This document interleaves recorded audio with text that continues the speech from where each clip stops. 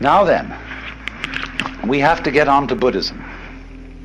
And in order to introduce Buddhism, it's necessary to remember the whole background of the world view of India.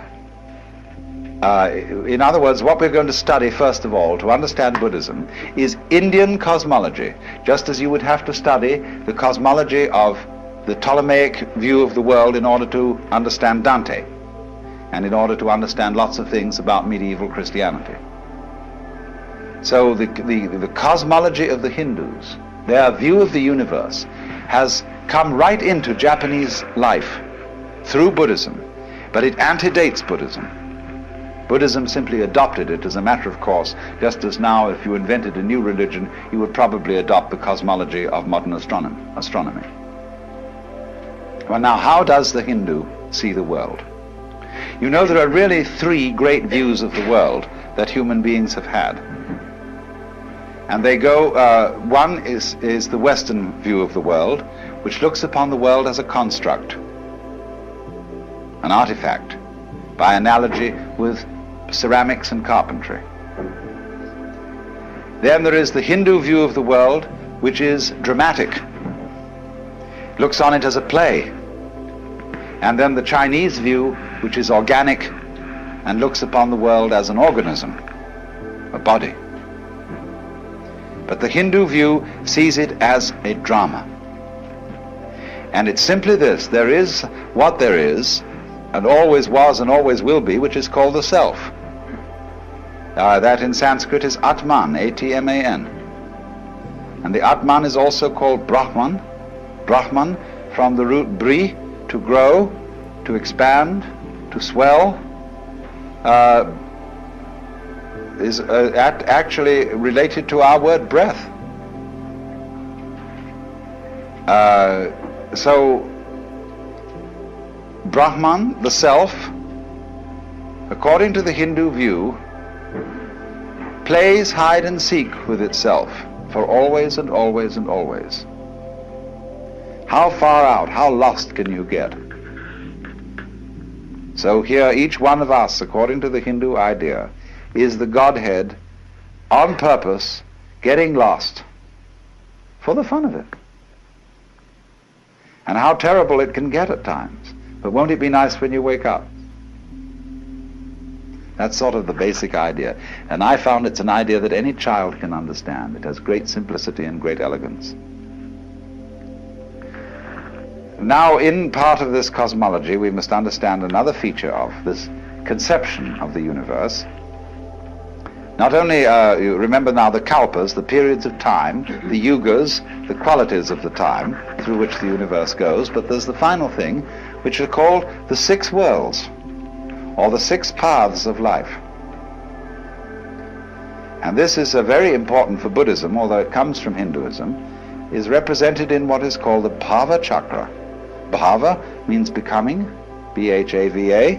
Chakra, C-H-A-K-R-A, means wheel. The wheel of becoming, the wheel of birth and death. And it has six divisions. It has the top people and the bottom people. The top people are called Deva, D-E-V-A. The bottom people are called Naraka, N-A-R-A-K-A. Devas are angels, and they are the people who are the supreme spiritual successes. The Naraka are tormented in purgatory, and they are the supreme spiritual failures. They are the poles, the happiest people and the saddest people. Then in between there comes the world of the pretas, next to the Naraka, next to the purgatory. The pretas are the frustrated spirits who have tiny mouths and enormous bellies, huge appetites, but very, very limited means of satisfying it. Then next, they come between the Narakas and the Devas at the top. Next up from the pretas are the human beings. And they are supposed to hold a middle position in the six worlds. Then you go up from the human beings to the Devas, and then you start coming down again. The next world is called the Ashura, and those are the wrathful spirits. the personifications of storm and all the anger and violence of nature. Next down is animals, coming between the Asura and the purgatories again. Now all these needn't be taken literally. They are different modalities of the human mind. We are in the Naraka world when we are frustrated and in torment. When we are merely chronically frustrated, we are in the Preta world. When we are in a state of equanimity, even-mindedness, we are in the human world. When we are deliriously happy, we are in the Deva world. When we are furious, we are in the Ashura world. And when we are dumb, we are in the animal world. So these are all modalities. And it would be said now, this is terribly important to understand Buddhism. Because the better you get, the more you go up to the Deva world. The worse you get, the more you go down to the Naraka world. But everything that goes up has to come down. So you can't improve yourself indefinitely.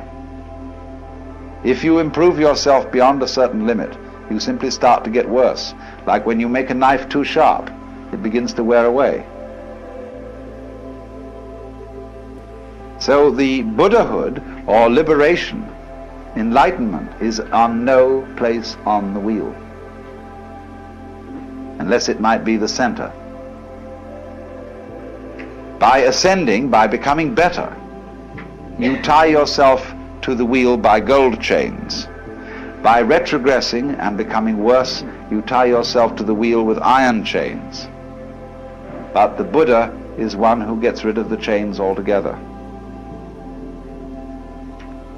And so this will explain why Buddhism, unlike Judaism and unlike Christianity, is not very, very frantically concerned with being good. It is concerned with being wise. It is concerned with being compassionate, which is a little different from being good. With having tremendous sympathy and understanding and respect for all the ignorant people who don't know that they're it, but who are playing the very far-out game of being you and I. And so this is why every Hindu greets his brother not by shaking hands, but by putting his hands together and bowing. This is why the Japanese bow to each other, basically. This is why Buddhist rituals are full of the bowing gesture, because you are honoring the self, playing the roles of all the people around you, and all the more honor is due when the self has forgotten what it's doing, and is therefore in a very far-out situation. Now, that is the basic Hindu view of the world. That's the cosmology which goes along with Buddhism. According to taste, temperament, tradition, popular belief and so on, there is this additional idea that when the Lord, the self, pretends that it's each of us, it first of all pretends that it is something called the Jivatman. The Atman, the self, pretends to be an individual soul called a Jivatman. And the Jivatman reincarnates through a whole series of bodies, life after life after life. And according to what is called karma. Karma literally means doing. The law of doing, whereby acts occur in a series and they are linked with each other in an unbreakable chain. So everybody's karma is the life course that he will work out through maybe innumerable lifetimes. I'm not going into that because a lot of Buddhists don't believe that. You will find that the Zen people, for example, are quite divided on this. They will say, no, we don't believe literally in reincarnation. That after your funeral, you will suddenly become somebody different, living somewhere else. They will say reincarnation means this, that if you sitting here now are really convinced that you're the same person who walked in at the door half an hour ago, you're being reincarnated. If you're liberated, you'll understand that you're not. The past doesn't exist. The future doesn't exist. There is only the present, and that's the only real you that there is. The Zen master Dogen put it in this way. He said, spring does not become the summer. First there is summer, and then there is spring. Each season stays in its own place. And so in the same way, the you of yesterday does not become the you of today. T.S. Eliot has the same idea in his poem, The Four Quartets, where he says, when you settle down in the train to read your newspaper and so on, you are not the same person who a little while ago left the platform. If you think you are linking your moments up in a chain. And this is what binds you to the wheel of birth and death. But when you know that every moment at which you are is the only moment, this comes into Zen. A master will say to somebody, get up and walk across the room. And he comes back and he says, where are your footprints? They've gone. So where are you? Who are you? When we are asked who we are, we usually give a kind of recitation of a history. Well, I'm so-and-so, I was given this name by my parents, I've been to such and such a college, I've done these things in my profession, and I produce a little biography. Buddha says, forget it. That's not you. That's some story. That's all gone, that's all past. I want to see the real you are now. Well, nobody knows who that is, you see. Because we don't know ourselves except through listening to our echoes and consulting our memories. But then there's a real you, and that again leads us back to this question. Who are you? That is the real you. We shall see how they play with this in Zen, by the koans, to get you to come out of your shell and find out who you really are. Well now, whereas in India, this worldview is tied up with a whole culture involving every circumstance of everyday life. Hinduism is not a religion in the same sense that, say, being an Episcopalian or even a Roman Catholic. Hinduism is not a religion, it is a culture.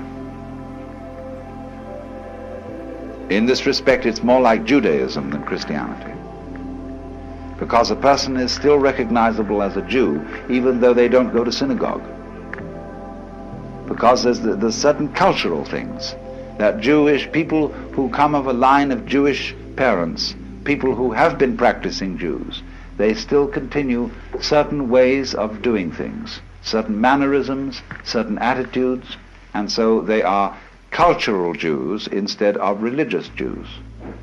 Now, Hinduism is the same sort of thing. It is a religion culture, and so it involves living in India, really, to be a Hindu. Because of the differences of climate, the differences of arts and crafts, technology, you can't be a Hindu in the full sense in Japan or in the United States.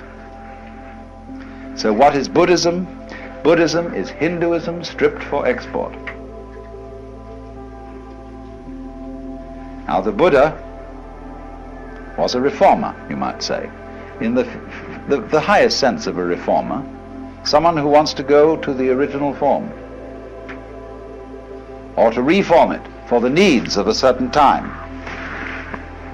The word Buddha is a title, not a proper name. Same way as Christ means the anointed, and it's not the surname of Jesus. So Buddha is not the surname of Gautama. It means the one who is awakened, from the root in Sanskrit Budh, B-U-D-H, to know.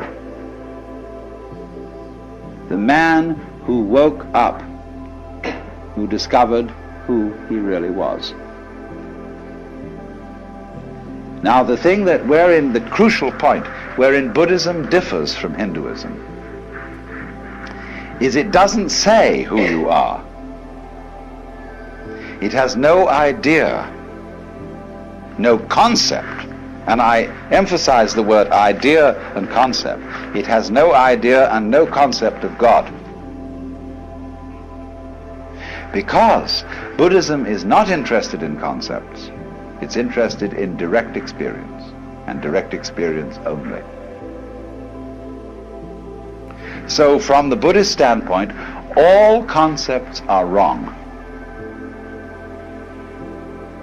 Just in the same way that nothing is really what you say it is. Is this a stool? It isn't now, it's a wastebasket.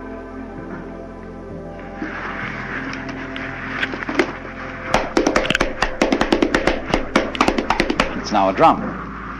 What is this thing? See? It is what it does. It's this. See? Anything you can use it for is what it is. So if you have a rigid idea that it's a stool and you can only sit on it, you're kind of stuck. But if it's all these other things as well, then you suddenly see that anything can be everything. So in the same way, Buddhism does not define and say what you really are is something, because it would say that if you believe that, you've got stuck with an idea and you're clinging onto it for spiritual security. So a lot of people say, well, I like to have a religion because it gives me something to hold on to. A Buddhist would say, oh, cut that stuff. So long as you hold on to something, you don't have religion.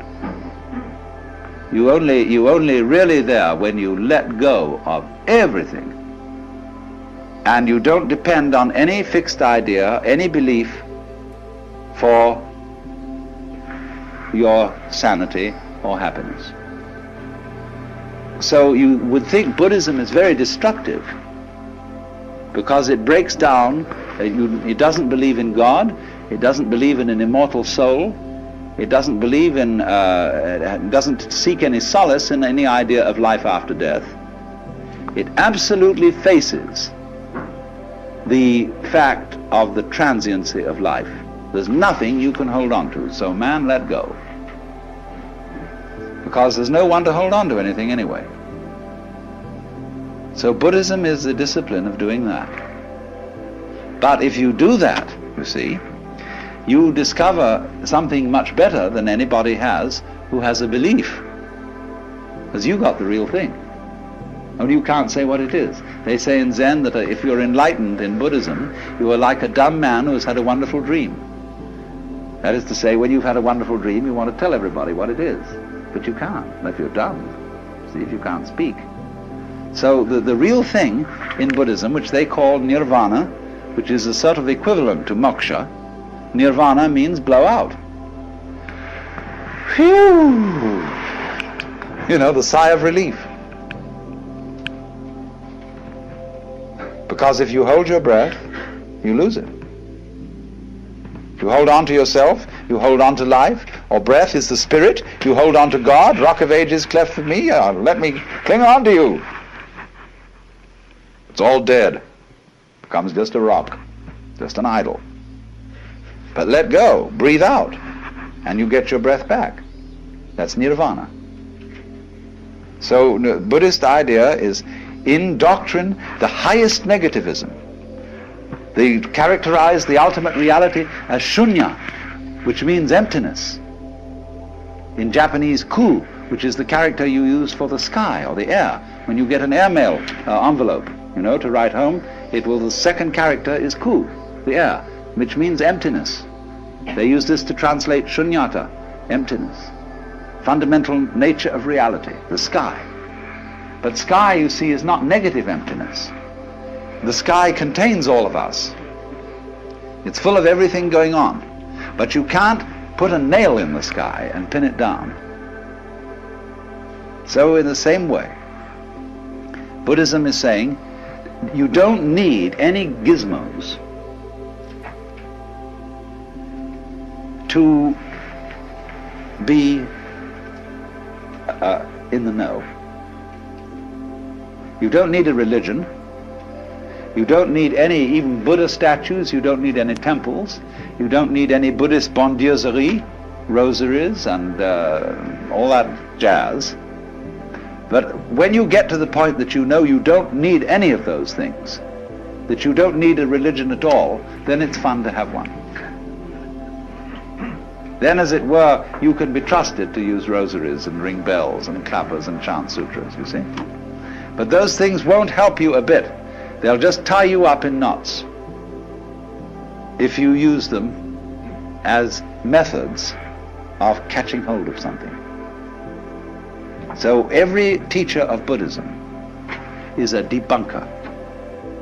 But he does it not to be a smart aleck and to show how clever he is, but out of compassion. Just as when a surgeon chops off a bad growth, or a dentist pulls out a rotten tooth, so the Buddhist guru or surgeon is getting rid of your crazy ideas for you, which you use to cling on to life and make it dead. Now, there are two kinds of Buddhism. They are called Mahayana.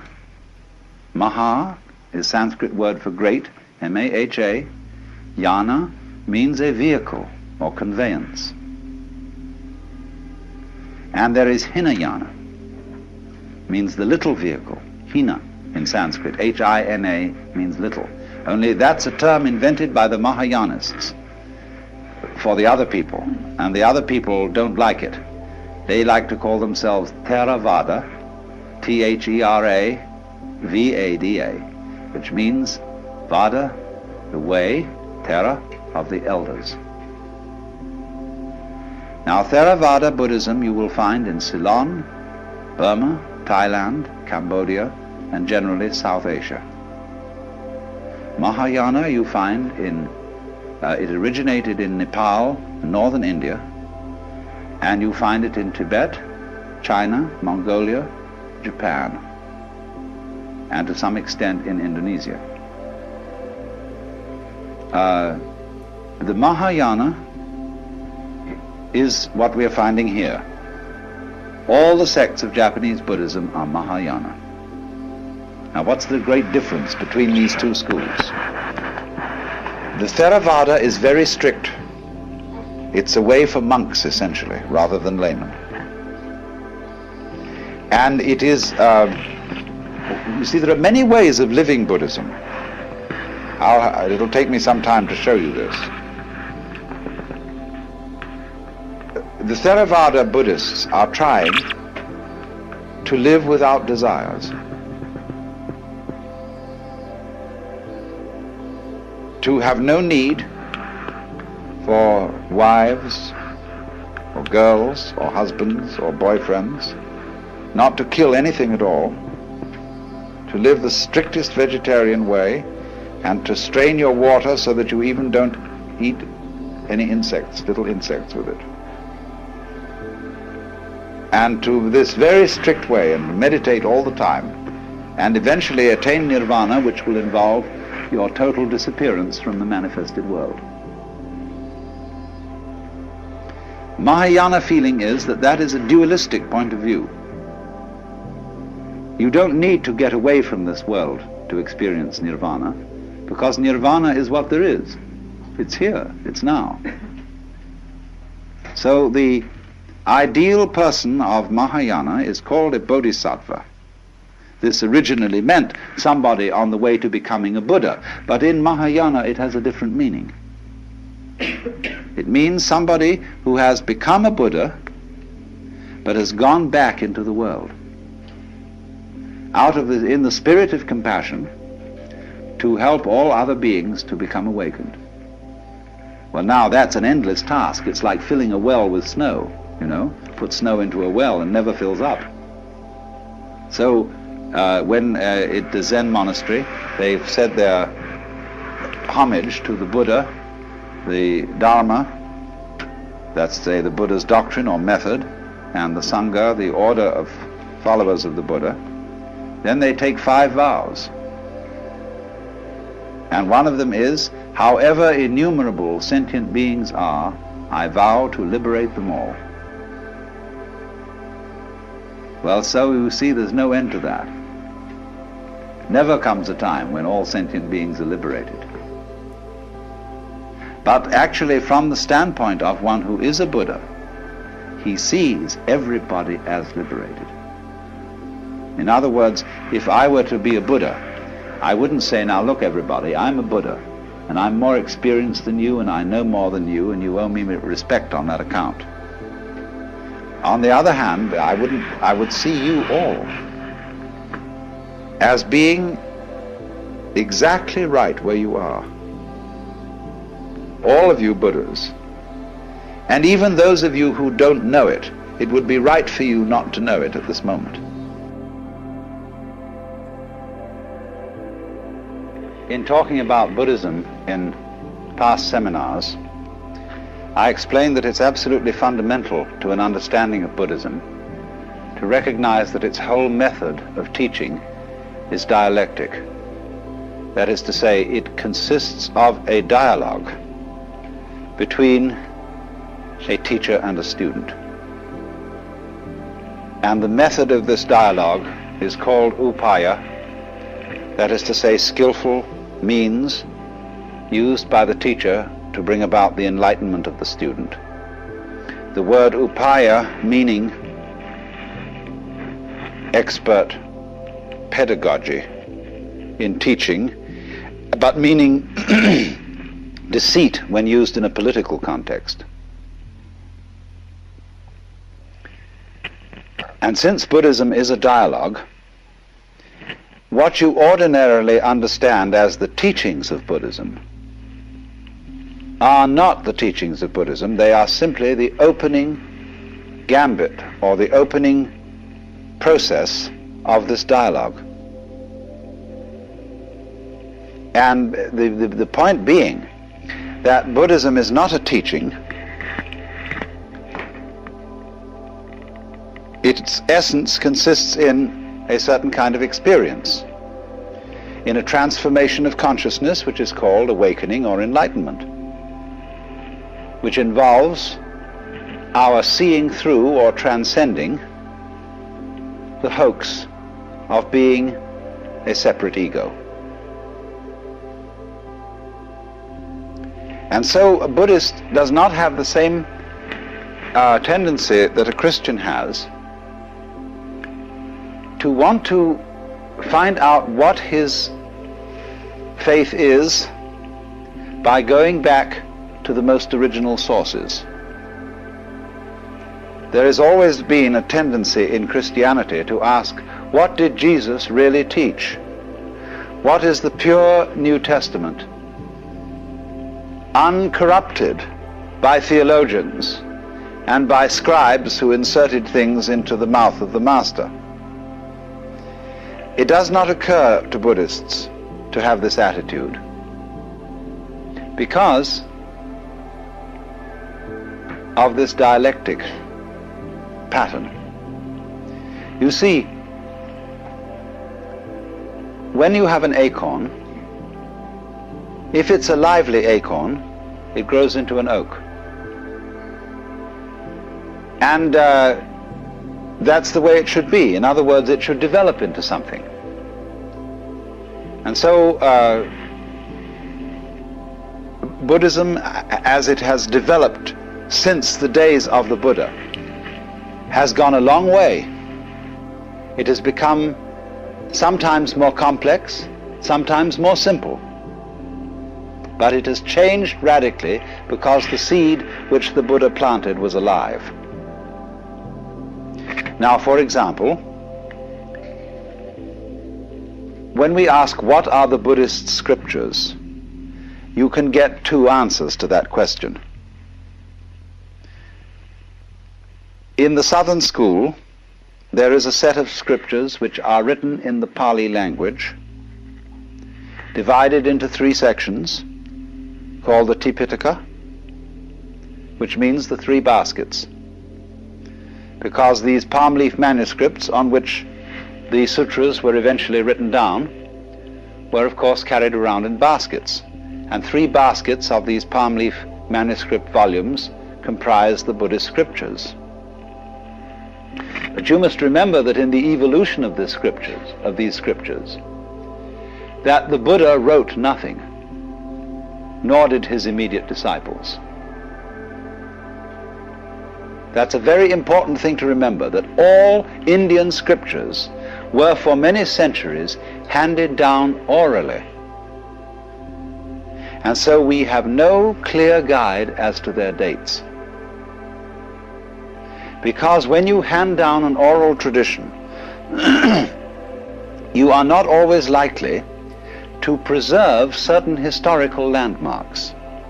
Supposing we're talking about a certain king, and the name of this king will mark a historical point. But in an oral tradition, the name of the king is likely to be changed every time the story is told to correspond to the king then reigning.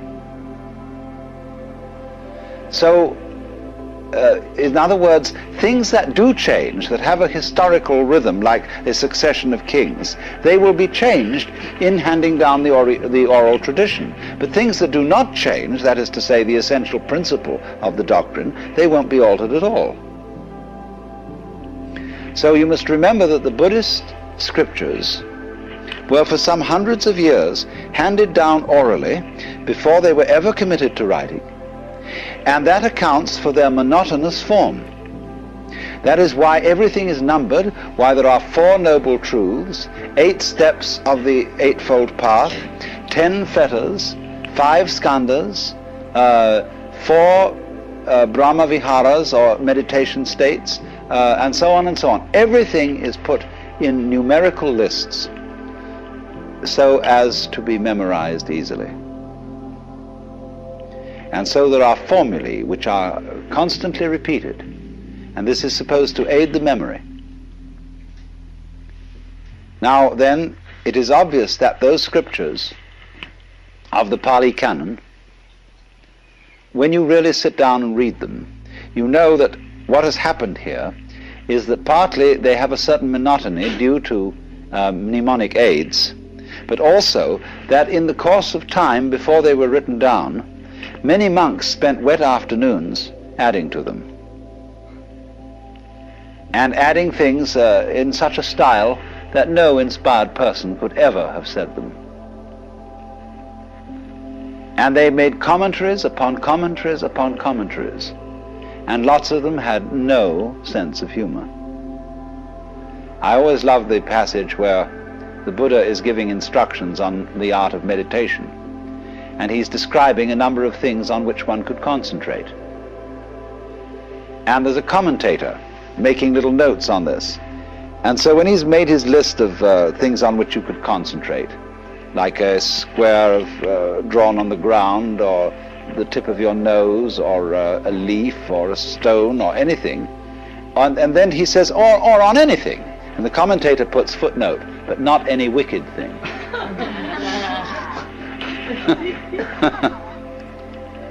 I mean, that's professional clergy for you, the world over. So this sort of thing has obviously happened. But you must remember that this is not, this accumulation, this attribution of one's own writings to the Buddha is not done in a dishonest way. It would be dishonest today with our standards of literary historicity and correctness. It would be very wrong of me to forge a document and pretend that it was written by some very venerable person, say by Dr. Suzuki or by Goethe. But centuries ago, both in the West and in the East, it was considered quite immoral to publish any book of wisdom under your own name, because you personally were not entitled to the possession of this knowledge. And that is why you always put on any book of wisdom the name of the real author, that is to say, the person who inspired you. So in this way it is highly doubtful if the book of the wisdom of Solomon, at least it's not only doubtful, but it's perfectly certain that Solomon never wrote it, but that it was attributed to Solomon because Solomon was an archetype of the wise man.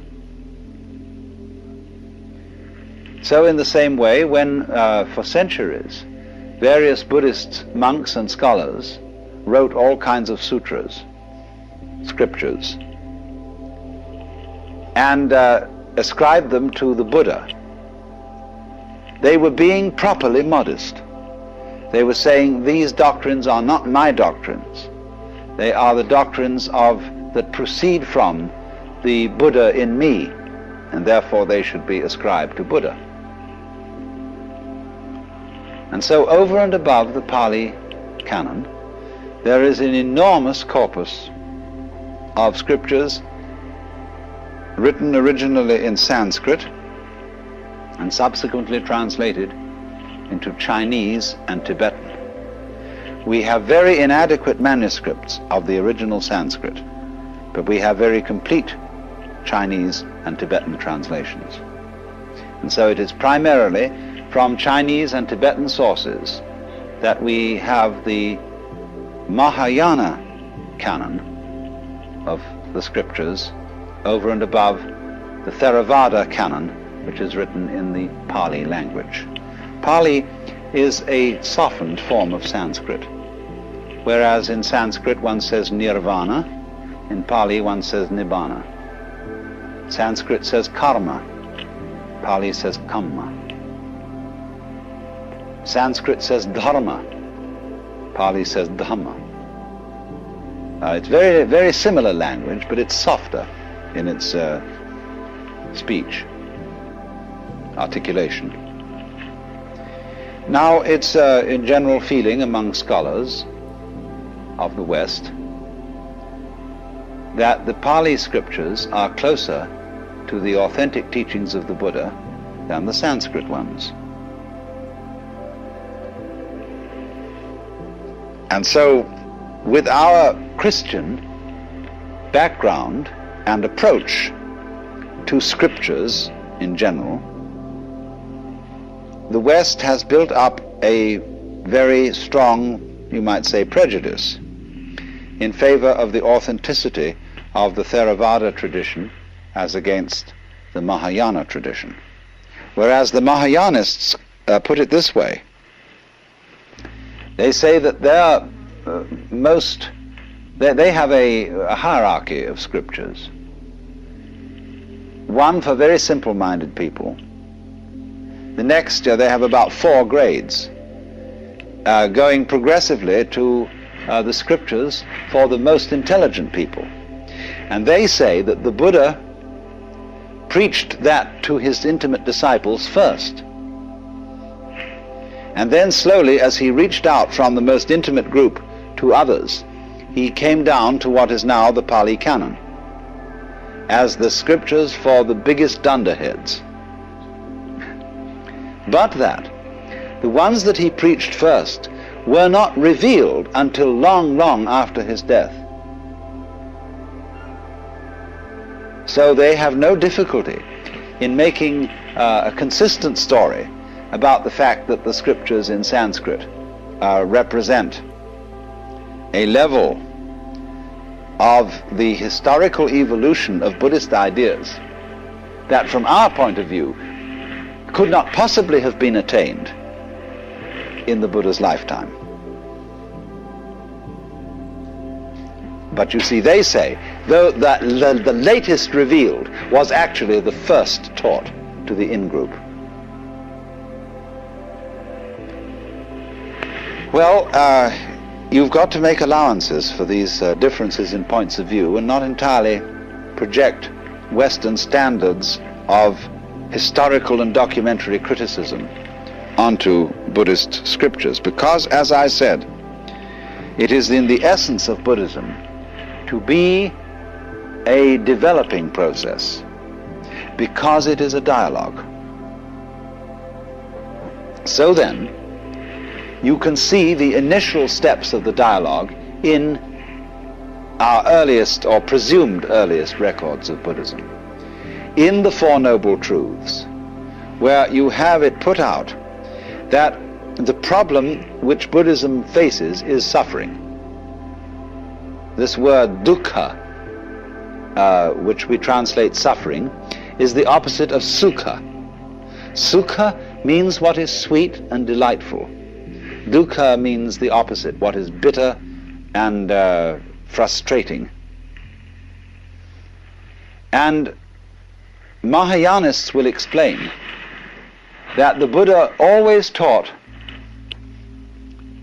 by a dialectical method. That is to say, when people were trying to make the goal of life the pursuit of sukha, that is to say, the pursuit of happiness, he counteracted this wrong view by teaching that life is essentially miserable.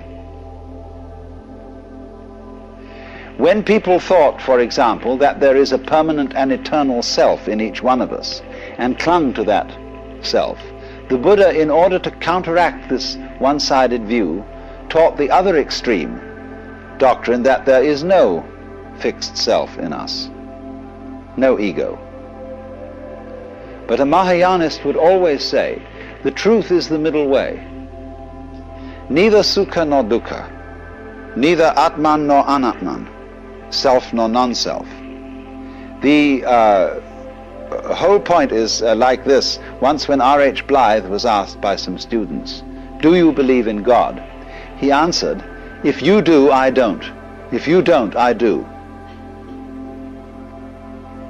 And so in much the same way, all Buddhist pedagogics, teaching, is specifically addressed not to people in general, but to the individual who brings a problem.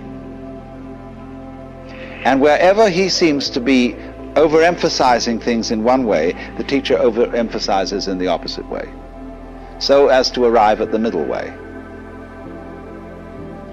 So then, with this emphasis on life is suffering, it's simply saying, this is the problem we're dealing with. We hurt. We human beings feel pretty unfairly treated because we are born into a world so arranged that the price that we pay for enjoying it, that is to say, for having sensitive bodies, is that these bodies are at the same time, because they are sensitive, capable of the most excruciating agonies. Isn't that a nasty trick to play on us? What are we going to do about it? This is the problem. So then when the Buddha says, the cause of suffering is desire, Trishna is our word thirst, and may perhaps be translated desire in a very general sense, or perhaps better craving, clinging, grasping, something like that. He is saying now, I'm going to make this suggestion. You suffer because you desire. Now supposing then you try not to desire, and see if by not desiring you can cease from suffering. Or you can put the same thing in another way.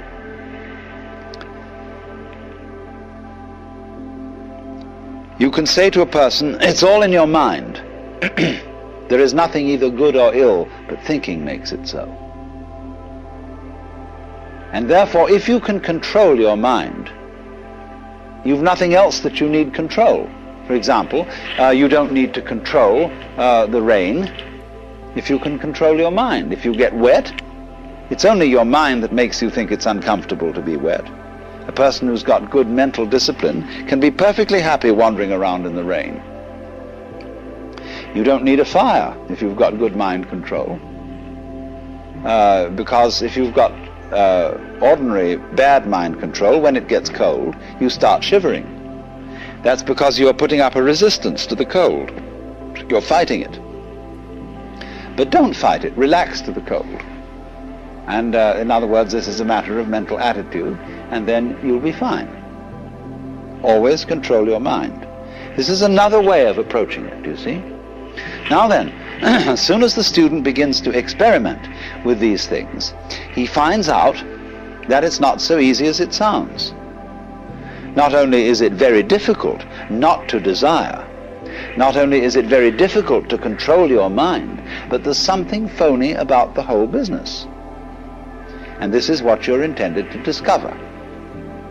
That namely, when you try to eliminate desire in order to escape from suffering, you desire to escape from suffering. You are desiring not to desire. In other words, I'm not merely playing with logic. I'm saying that a person who is escaping from reality will always feel the terror of it. It'll be like the hound of heaven that pursues him. And he's escaping in a way even when he's trying not to escape. And it was this point, you see, that this method of teaching was supposed to educate from you, to draw out from you. Not by saying to anybody all this in the first place, but by making the experiment not to desire, or the experiment to control your mind thoroughly. This is the first step. To understand this, you must go through that, or some equivalent of it, so as to come to the point where you see you are involved in a vicious circle. That in trying to control your mind, the motivation, the reason for which you are doing it, is still clinging and grasping. There is still self-protection. There's still lack of trust and love. So, when this is understood, the student returns to the teacher and says, look, this is my difficulty. I cannot eliminate desire because that itself, my effort to do so, is itself desire. I cannot eliminate selfishness because my reasons for wanting to be unselfish are selfish. As one of the Chinese Buddhist classics puts it, when the wrong man uses the right means work in the wrong way. Now the right means are all the traditional disciplines. And you're going to use them. You see, you're going to practice Zazen or whatever and make yourself into a Buddha. But you see, if you're not a Buddha in the first place, you can't become one because you'll be the wrong man. You're using the right means, but because you're using them for a selfish intent or a fearful intent, you're afraid of suffering and you don't like it and you want to get out of it, you want to escape. All these, you see, are the motivations which frustrate the right means. So one is meant to find that out. And so then, in course of time, when all this was thoroughly explored by the Buddha's disciples, there developed a very evolved form of this whole technique of dialectic, which was called Madhyamika, M-A-D-H-Y-A-M-I-K-A. It means the middle way. But it was a form of Buddhist practice and instruction developed by Nagarjuna, N-A-G-A-R-J-U-N-A, who lived approximately in 200 A.D.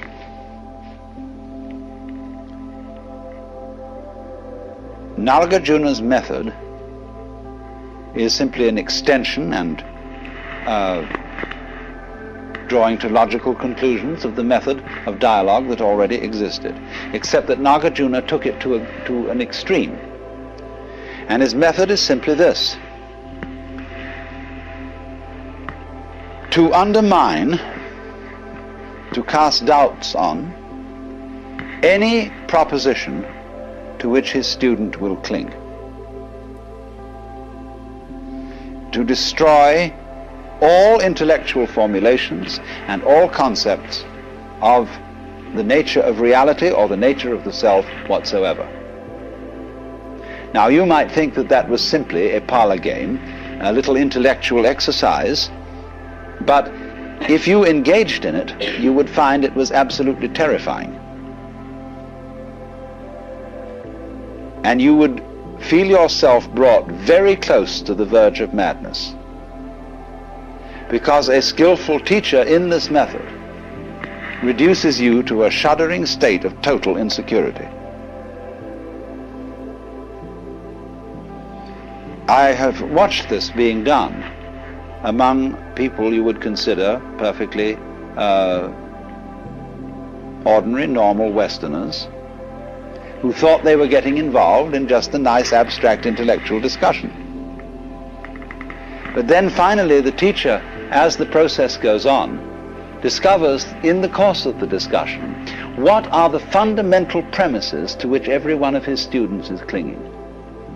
What is the foundation of sanity? What do you base your life on? When he has found out what that is for each student, he destroys it. He shows you that you can't found a way of life on that. That it leads you into all sorts of inconsistencies and foolishness. And the student turns back to the teacher and says, well, it's all very well for you to pull out all the carpets from under my feet. What would you propose instead? And the teacher says, I don't propose anything. He's no fool. He doesn't put up something to be knocked down. But you see, here are you. If you don't put up something to be knocked down, then you can't play ball with the teacher. And you may say, well, I don't need to. Then on the other hand, there's something nagging you inside telling you you do. And so you go and play ball with him, and he keeps knocking it down. Whatever you propose, whatever you cling to. And this exercise produces in the individual a real traumatic state. People get acute anxiety. And you wouldn't think so, because it's just seemed as if it were nothing more than a discussion on a very intellectual and abstract level. But when it really gets down to it, and you find that you don't have a single concept you can really trust, it's the heebie-jeebies. But it is, you are preserved from insanity by the discipline, by the atmosphere set up by the teacher, and by the fact that he seems perfectly happy without anything in the way of a concept to cling on to. And the student looks at him and says, he seems to be all right. Maybe I can be all right too. You know, this gives a certain confidence, a certain feeling that all is not mad, because the teacher, in his own way, is perfectly normal.